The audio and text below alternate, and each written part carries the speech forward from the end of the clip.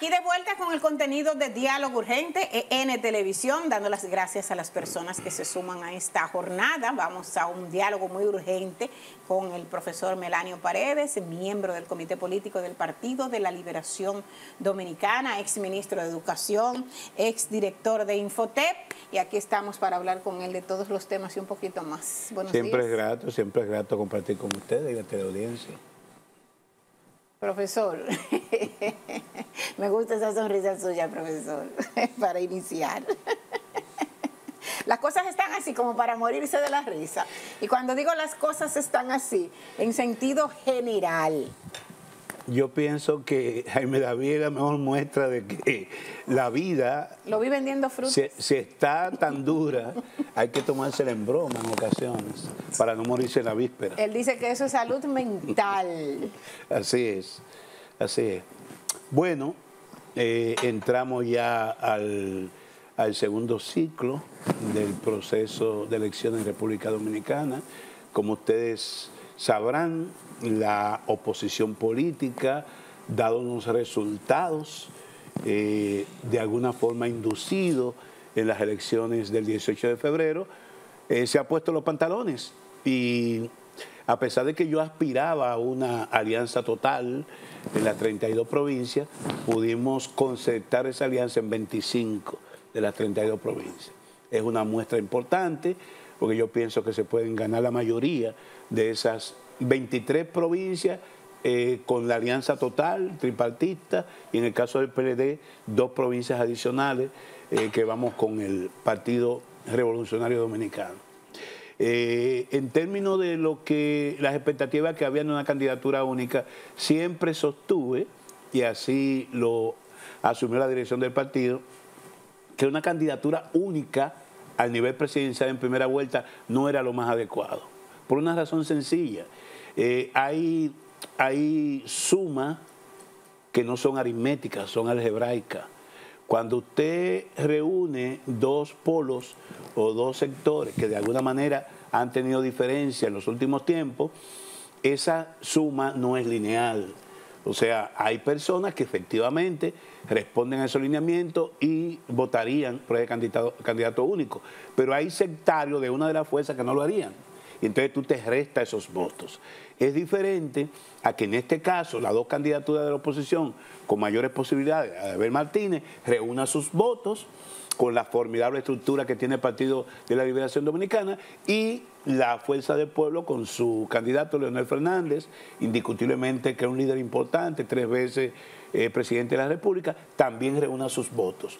Yo lo que estimo es que si la Fuerza del Pueblo y el PLD tienen un desempeño diferente al de 18 de febrero, es decir, que sean capaces de motivar a su militancia, a su simpatía para ir a votar, la primera derrota se le aceptará al gobierno y a Luis Abinader en la primera vuelta. Entonces, es decir, no es muy ambicioso eso, viendo lo que ha pasado el 18 de febrero. No, es elemental. Luis Abinader sacó con todos los votos de la alianza 2.1 millón de votos, con una abstención de un 53, dice la Junta, en nuestro caso con una abstención sobre el 60% en los centros de mayor votación, que son los que definen las elecciones. Para él ganar en primera vuelta, con la abstención de un 30 a un 31%, que era histórica, tendría que sacar 2.800.000 votos, que no los tiene. Y la oposición, tener un desempeño de ambas fuerzas que puedan tener por encima de un 20%, más el PRD, que proyecta que puede sacar entre el 3 y el 5%. Si eso ocurre, esa candidatura eleccionista será derrotada en primera vuelta. Y si es derrotada en primera vuelta, el desánimo que sufrirán las huestes oficialistas y la desesperación, por otro lado, le llevaría a perder las elecciones en segunda vuelta de nuestro candidato del PLD, o eventualmente de que clasifique en esa primera vuelta. ¿Y por qué yo tengo que pensar que en la segunda vuelta aquellos dirigentes radicales que usted menciona, de uno y otro lado, van en una segunda vuelta a apoyar al candidato que gane, si ellos perdieron?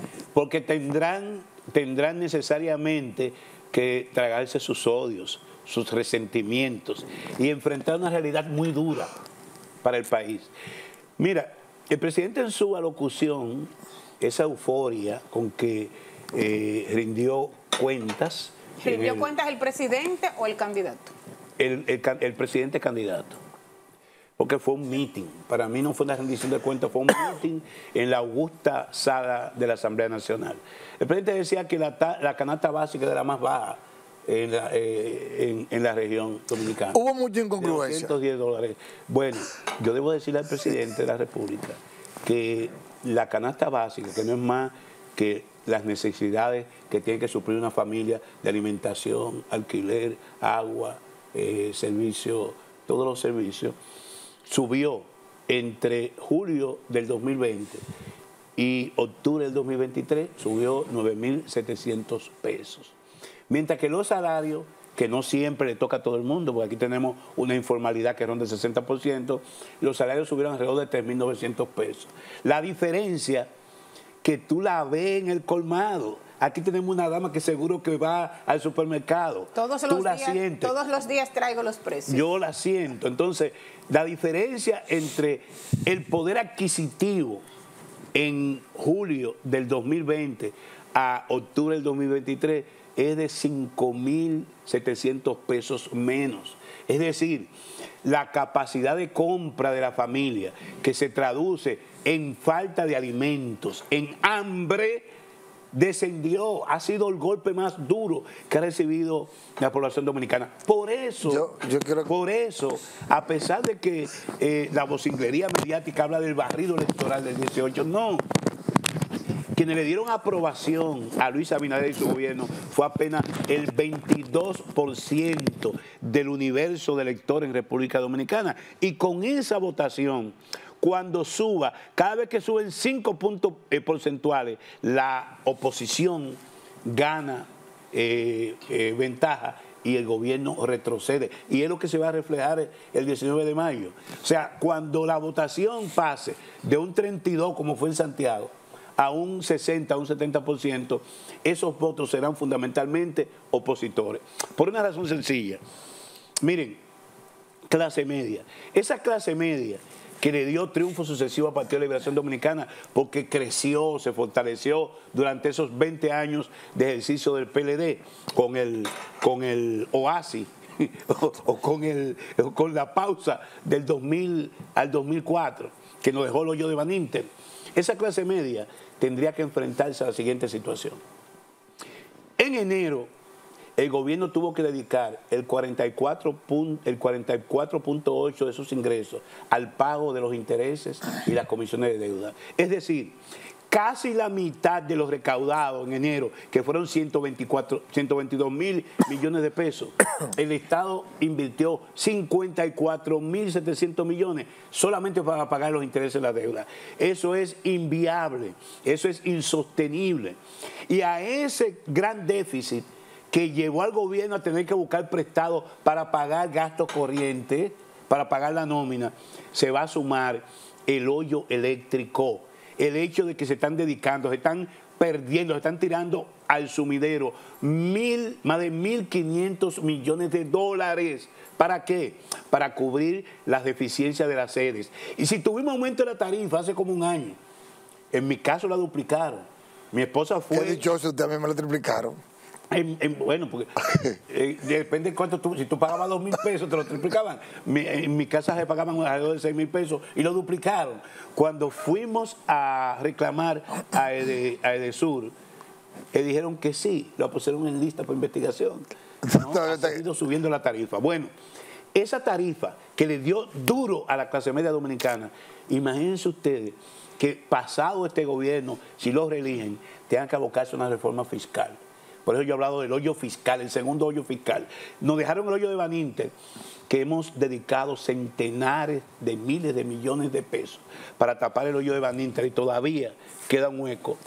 El segundo hoyo que nos va a dejar un gobierno de la misma raigambre del de 2000 al 2004 es el hoyo del endeudamiento y el tollo eléctrico. ¿Por qué? Sí, pero... Porque esos recursos para poder tapar esa friolera de millones que botamos en el negocio eléctrico y ese déficit creciente por el alto endeudamiento del país, hay que buscarlo de dónde, sacarse de las costillas y los impuestos. Entonces, a la clase media. Entonces la clase media tiene que hacer conciencia de eso y no quedarse sentado en su casa. Tienen que ir a votar para librarnos de lo que nos viene por ahí, de ese tsunami. Está económico. el hoyo eléctrico, el hoyo fiscal, y usted nos puso el hoyo electoral que está provocando ahora. Pero la pregunta es la siguiente. El presidente dijo, estamos mejor, pero además dio dos datos, que como para que uno piense que es así. Él dijo que la pobreza monetaria disminuyó de un 27 a un 23%, algo así. Y que además, en promedio, la economía ha crecido un 6.46%. Si eso es verdad, entonces es verdad que estamos mejor. Cuando el presidente quiere vender sueños, ¿qué es lo que hace? Se va a la guerra de Ucrania, se va lejos de la realidad dominicana. Y fue lo que ocurrió ahora. El presidente nos rindió cuenta del 2023, que el año que pesa, porque el año presente, o al menos la antesala al año presente, que es el 24. ¿Por qué el presidente habló del 6% de promedio de crecimiento en los 41 meses? Porque no podía hablar del mediocre crecimiento económico que tuvimos el año pasado, 2.4, uno de los más bajos de la región, cuando República Dominicana, durante las gestiones del PLD, fue líder en crecimiento económico, compartiendo en muchas ocasiones con Panamá. Y que no me hablen de guerra de Ucrania, que no me sigan hablando del COVID-19, que eso hace mucho que pasó, porque Costa Rica, Panamá, Bolivia y otros países también tienen ese efecto externo en su economía y han crecido. Profesor. Y han mantenido baja inversión. Y para decirte lo siguiente, no. Cuando se habla de pobreza monetaria, se está hablando de lo que reciben las familias en términos de ingresos para poder satisfacer la canasta básica. Esa no es la pobreza que impacta las condiciones de vida, la calidad de vida de los dominicanos y dominicanas.